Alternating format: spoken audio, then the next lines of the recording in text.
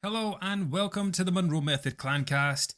I am Jason Monroe and this is episode 55.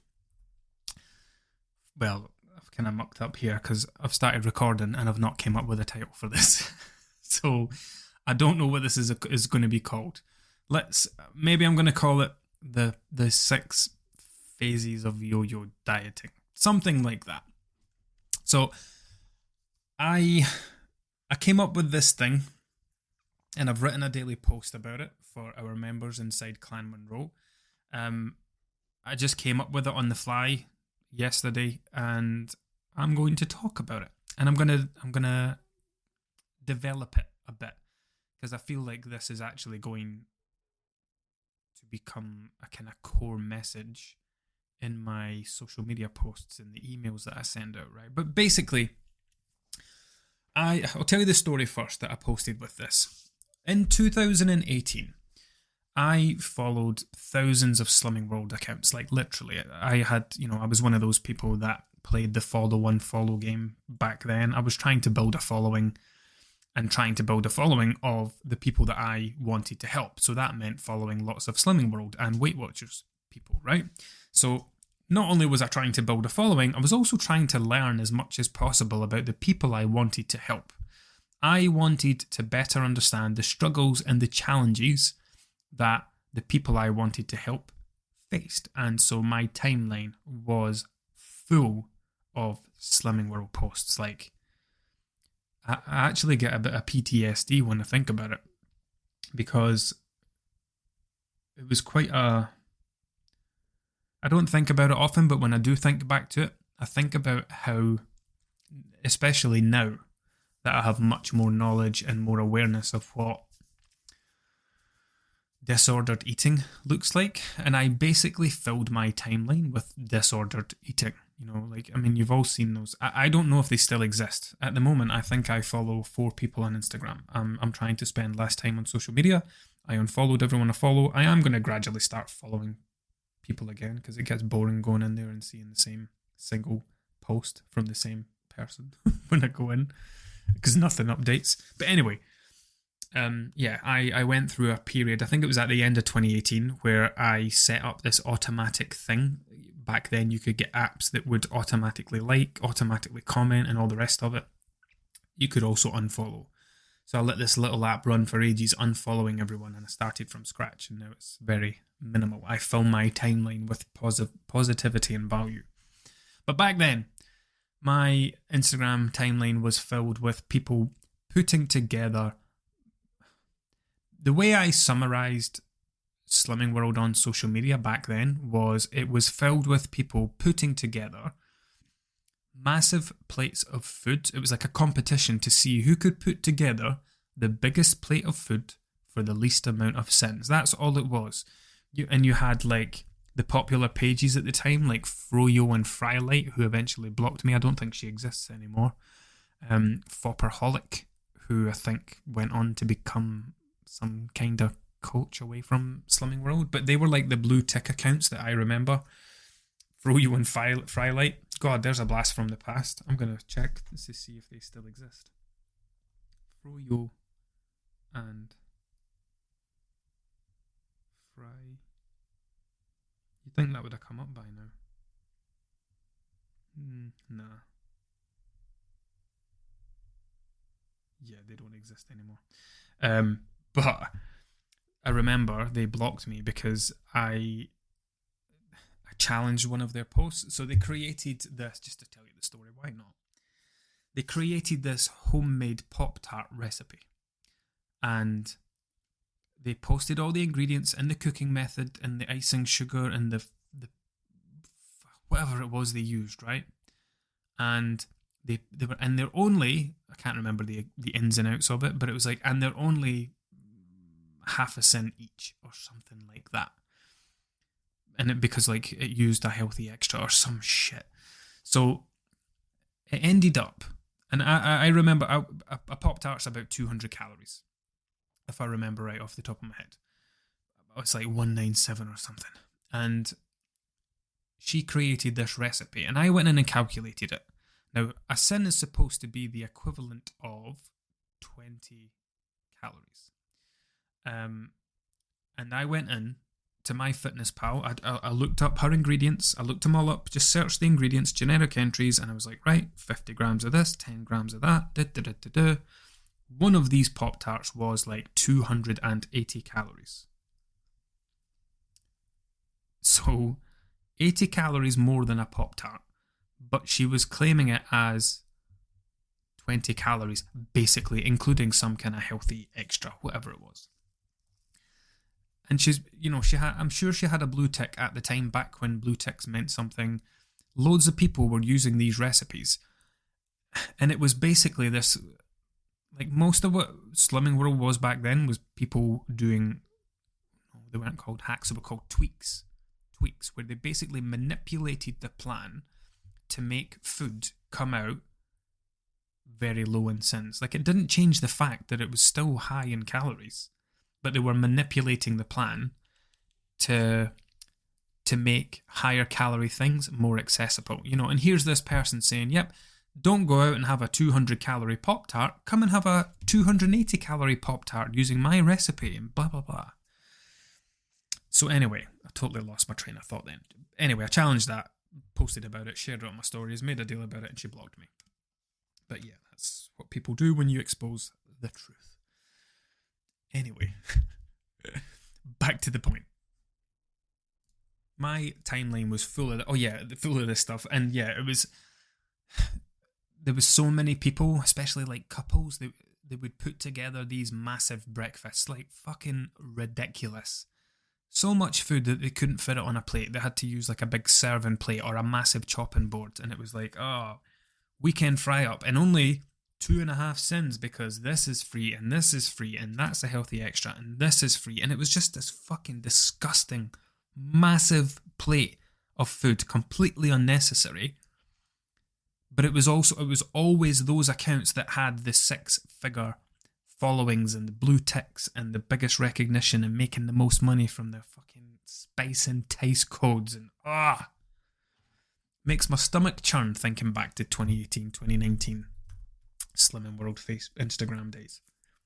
Anyway, I don't know if it's still like that, because I do not expose myself to that shit anymore. Maybe one of you can come and tell me in my broadcast channel. There should be a link in the comments to come and join it on Instagram. Right. So back to the point. This week, I was reminded about a guy who I followed. I can't remember his name for the life of me. It wasn't Josh something, was it?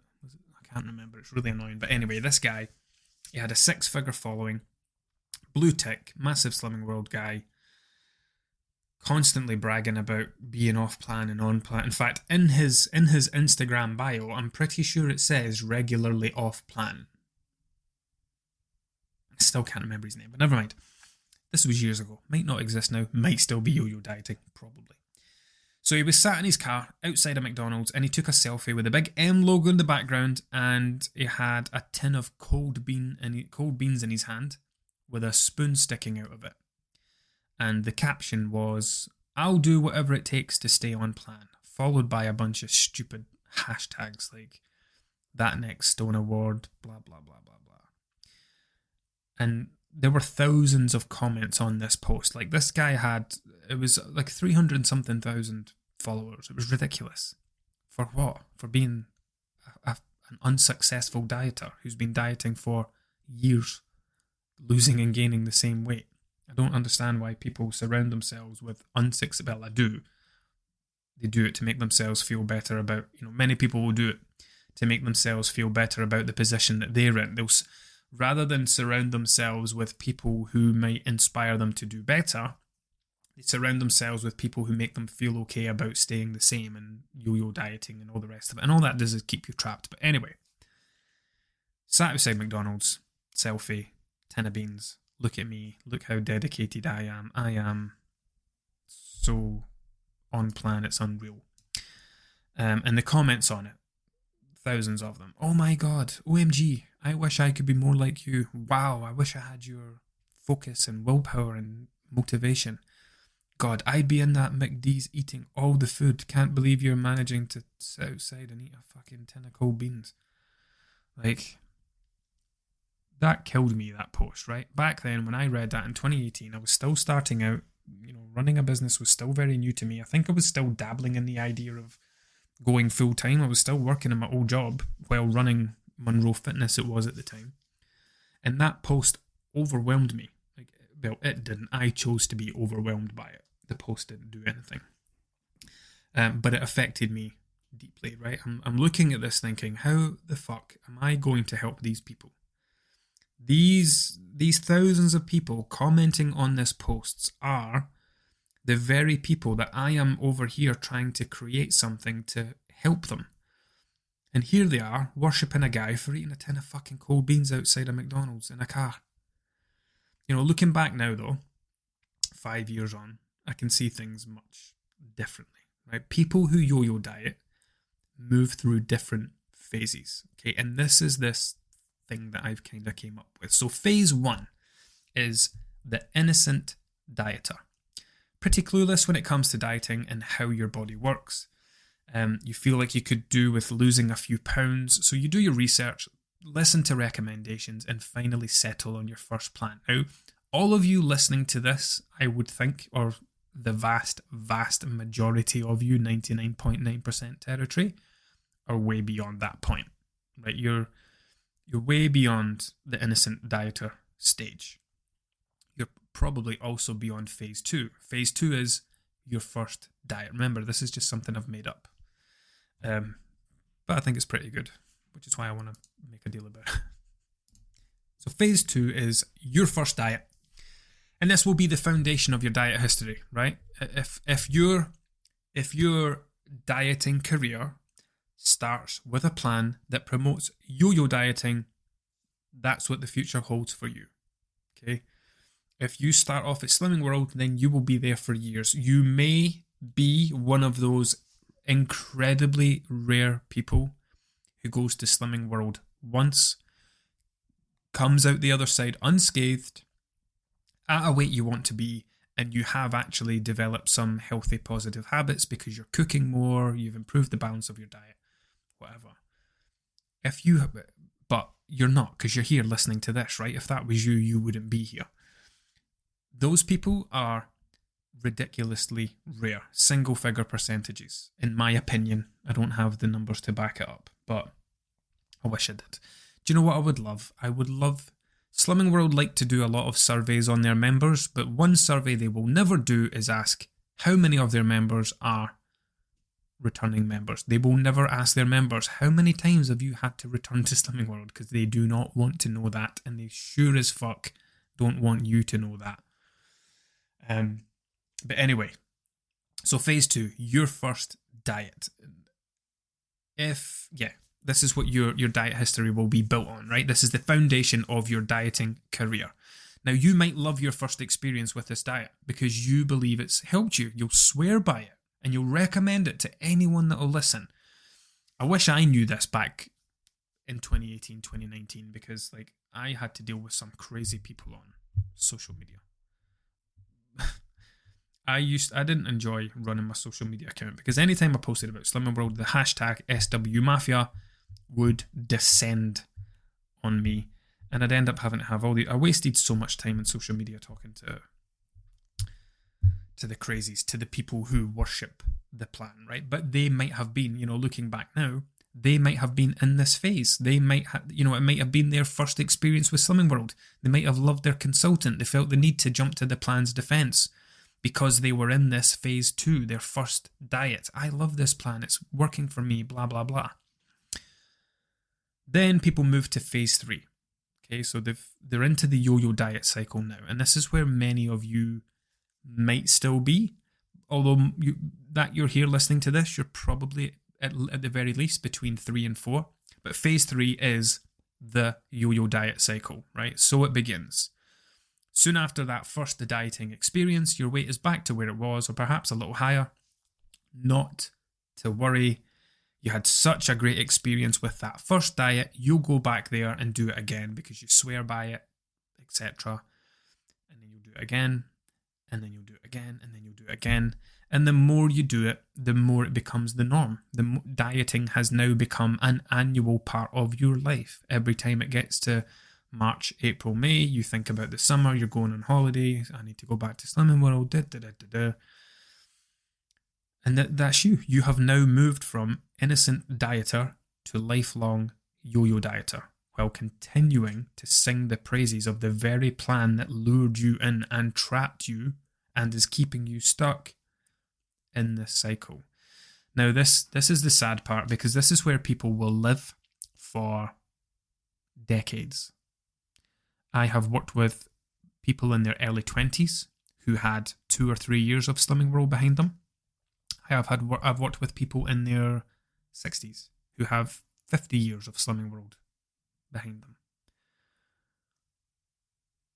In the second instance, I can't change what's happened to that person in the past. All I can do is help them change their future so that what time they have left on this planet is not going to be dedicated to their weight and dedicated to Slimming World. Imagine how much money someone would have spent going to Slimming World for 50 years. That's a decent car. And at the same time, when I work with people in their early 20s, it makes me so happy, because I just see it as such an incredible opportunity to help that person avoid the fate of millions of yo-yo dieters. So, phase 3. How long you spend there will depend on how many times you keep going back to the plan. Until one day, hopefully, you reach phase 4. Phase 4 is, surely there must be a better way. This is the moment that I had for me, like when I was 29. This is what I had, right? Surely there must be a better way, right? If there are people who lose weight and keep it off, why can I not be one of them? What is it that I'm doing that's keeping me stuck here? There must be a way to lose weight and keep it off. This can't be the norm. Speaking of beans, the beans and toast diet was one of the many things I tried. 1 slice of toast and half a tin of beans 3 times a day. But yeah, through most of my 20s, I yo-yo dieted. Never went to Slimming World. Did Scottish Slimmers, but didn't quite get to the Slimming World stage. Being a guy, I preferred looking things up and trying to do things on my own. But yeah, phase 4. Surely there must be a better way.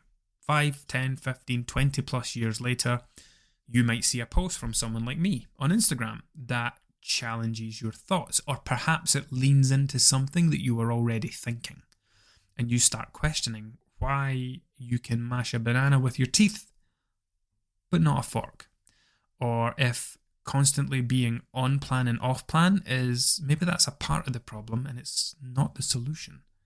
Maybe Slimming World is the reason I yo-yo diet. It's not going to help me stop yo-yo dieting, right?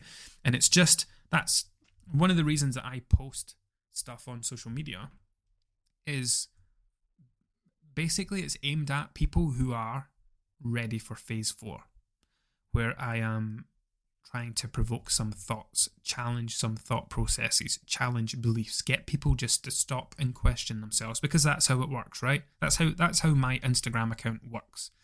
I post these things on social media. It gets pushed mostly to the people that follow me. It will get pushed to a small percentage of people that don't.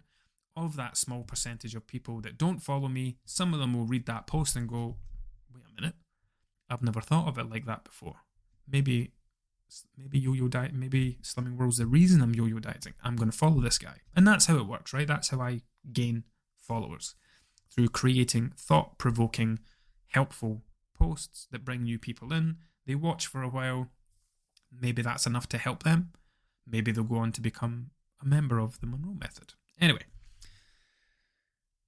once you reach phase 4, then the yo-yo diet world it's slowly starting to be ruined for you, right? You're not as supportive of it. You're no longer a raving fan. You're no longer singing the praises of the plans that you've tried, and you're actually starting to question whether or not you were actually successful. Wait a minute. 20 years have passed. I'm the same weight. In fact, I'm heavier today than I was 20 years ago. Yet I've been dieting all these years. Has anything actually worked? Am I a success? And it's getting people to think more clearly about these things. which you can't do when you're deep in that world. You know, when you're in that world, you are far too close to it to be able to see it. And that's why people get very defensive of these plans. They're too deep in the cult. So phase 5, once you've breached phase 4, you've realized there must be a better way. Now you're kind of back at phase 2, but it's phase 5. So phase 5 was your first diet. Phase 5 is beating the yo-yo diet cycle. So now that you're effectively woke, you go back to phase 2 again and you do your research. Okay, how can I, and this is where this next part kicks in, how do you lose weight and keep it off for life? You know, you're not looking at yo-yo diets anymore. You're not looking to see what's going to help me lose the most weight in the shortest amount of time. How long, can I lose a stone in 2 weeks? You're moving away from all that shit. And it's now about, right, I'm fucking sick of this dieting. What will it take for me to lose weight and keep it off for life? Because I do not want to spend, that guy on Instagram said, if you don't change the way you're doing things, the next 20 years are going to look just the same as the last. So I don't want that. I want to do something different. So phase 5, beating the yo-yo diet cycle. You start doing your research again, but this time you're looking for something that's actually going to help you, not trap you. And maybe you come across someone like me who specializes in helping people like you, and you come and work with me. And eventually, you will reach phase 6, the final phase, a life free from dieting. After we've worked together for a time, you reach your goal weight, but far more importantly, you've worked on and resolved all the underlying reasons behind why you repeatedly gained weight in the past. And you have a future of weight maintenance ahead of you. So if we go back to that cold beans post, right? Oh my God, OMG, I wish I could be more like you. Wow, I wish I was as motivated as you. If that was me, I'd be in McDonald's eating all the food, right? Those people making those comments on that post that I felt overwhelmed by at the time, they were in phase 2 and 3. They were very excited about their first diet, and they were very excited about being part of something. Here's this guy with this big Slimming World guy with a 6-figure following. He's like a celebrity to me. I'm going to comment on this post and blah, blah, blah. People were trapped there, right? And I realize now that I'm not here to help people in phase 2. I'm here to help people that are at or moving towards phase 4. Surely there must be a better way. Okay, that's where I come in. So the crazies, the cult people, the ones that are so committed to the plan, the ones that would defend it with their life, I can't help those people, right? They're not in a position to be helped yet. They have to come to a moment of realization by themselves. I can't go to those people and say, listen, what you're doing, I would never do that anyway, actually, but I wouldn't go to these people and say, look, what you're doing is keeping you stuck. I just post this stuff on social media. The people it's relevant to will relate to it. The people it's not relevant to will comment on it and be an arsehole. I'm only kidding. They don't do that anymore. Not too long ago, I don't know what happened or what changed. I still post the same content I was posting back in 2017, 2018. Still exposing the yo-yo diet industry, still talking about Slimming World, but for some reason, all the people who jumped to defense have disappeared. Maybe people have figured out that if a post doesn't apply to you, then you shouldn't reply to it. Who knows? But anyway. Yeah, so the people that commented on that guy's post, they were too deep in that world. They were not the people that I was creating the Monroe Method for. Well, they were. They just weren't ready for it. I'm here for the people that are at or moving towards phase 4. There must be a better way. So when someone comes to work with me, their time is about moving through those last 3 phases. Yes, there is a better way. Let me show you a better way, not the better way, but one of many better ways. Let me help you. Let me help open your eyes to the yo-yo diet cycle that you've been stuck in. Let me help show you the underlying things that you repeatedly do that have kept your weight trapped. Let's work through the thought processes, the habits, the behaviors, the mindset that are keeping you stuck, and let's fix them. So we can beat the yo-yo diet cycle so you can move on to the final phase, which is a life free from dieting, where we'll transition you to maintenance, make sure that you have everything you need before you leave us, and you are leaving us with absolute confidence that you can now go on and continue this on your own. Now that all sounds wonderful, doesn't it? But not everyone who comes to work with me is going to be a success story. Here's another thing that I've learned along the way, and we'll finish up with this. I have worked with people who aren't yet in phase 4. They're still in phase 3. They're still in the yo-yo diet cycle. And they'll come to work with me and they'll try to treat what I do as another yo-yo diet. I'm just having this massive moment of enlightenment right now. There is a woman who has been joining and leaving Monroe for many years, and she always goes back to Weight Watchers. And I've I've only just came up with this phase thing today, and I've just this moment realised that that person is still in the yo-yo diet cycle. She is in the yo-yo diet cycle, and she's jumping from Weight Watchers to what I do, in the hope that I'll help her get the result that she wants. And because it doesn't happen quick enough or whatever, she goes back to Weight Watchers again in the hope that that's going to do it. One day she might come to work with me, and one day she might be in phase 4, and that's the day that it clicks. But until then, she can't come back because we had a chat the last time she left, and I said, look, you keep coming here, you keep spending money, and you keep wasting money because you keep going back to Weight Watchers. I would ask that, unless, if you do want to come back again, please message me first and have a conversation with me, because I want to make sure that what I do is actually going to help you, because at the moment it's not. You keep going back to bloody Weight Watchers, and you've been doing this for years, and if you keep doing this, bouncing back and forth, this is what I talk about, you're going to be doing it for the next 10 years. So I've just realised now that she's going to have to get to phase 4 when she comes to... I'm going to make a big deal about this phase thing. I really like it. I'm going to use it a lot. And I'll create some social media posts around it and turn it into a graphic rather than just me saying words to make it more digestible. But yeah. So you guys, I would like to think, some of you might still be very close to phase 3. You might still be very much in that yo-yo diet cycle. But, it's almost like... What would be another term for that? So, like, when people are thinking about giving up alcohol, we call them sober curious. Like, how do you say the same thing for someone who doesn't want to yo-yo diet anymore? Like, what's the the absence of alcohol is sobriety, right? What's the absence of yo-yo dieting? I don't know, I'll need to work on that. But we could, someone who's, diet-free curious? Maintenance curious? Maybe? I don't know. Anyway, I hope this has been interesting, because in case you can't tell from the way I've been speaking, I'm quite passionate about this.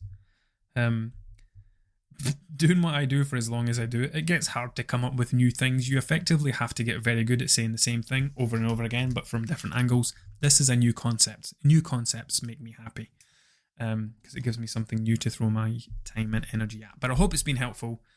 Talk to me about it. Send me a DM. Let me know how these episodes are going down. Do you know what's really driving me to keep doing these podcasts? Almost every single day when I do check-ins with our members inside the group, they're mentioning the podcast, and that's what makes it worth it, because in between the fortnightly check-ins that we have, they're listening to some of them are binge listening to all of them, but in between check-ins, they're listening to a few podcast episodes, and it almost, because I'm talking about the stuff that I teach inside the group, and it's me kind of translating my thoughts and my coaching style into words, it helps to cement the things that we're doing when we work with them inside the group. So this podcast is acting as it's like a progress accelerator, rather than our interactions only being once a fortnight at a check-in or during a live chat or whatever, these kind of intermittent things, we've also got this constant stream of help and assistance and guidance through the podcast, which it helps bring them along the kind of maintenance pathway a lot quicker. It might take someone a year to reach that point, but because they've now got access to these podcast episodes, they might hit that point 6 months earlier because they've had lots of kind of light bulb moments and epiphanies from listening to this. Anyway, enough from me. Let me know how you're enjoying these episodes through some format of contact. It's not hard to get in touch with me if you go on social media. Until next time.